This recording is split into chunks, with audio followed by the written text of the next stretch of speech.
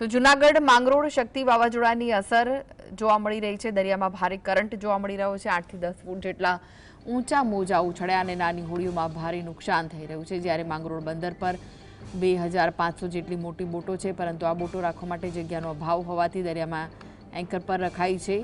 માંગરોળનો દરિયો કરંટમાં હોવાથી તંત્ર દ્વારા દરિયા કિનારે લોકોએ નહીં જવા સૂચના અપાઈ છે। તો વધુ વિગતો માટે જોડાઈ ગયા છે માંગરોળથી સંવાદદાતા સંજય, જે રીતે શક્તિ વાવાઝોડાને લઈને એલર્ટ આપવામાં આવ્યું છે, સાથે જ જે બોટ છે તેને લાંગરી દેવાઈ છે, શું વિગતો છે? જી ચોક્કસથી સૌપ્રથમ વાત કરવામાં આવે તો જે માંગરોળ બંદરમાં 2500 જેટલી મોટી બોટો આવેલી છે।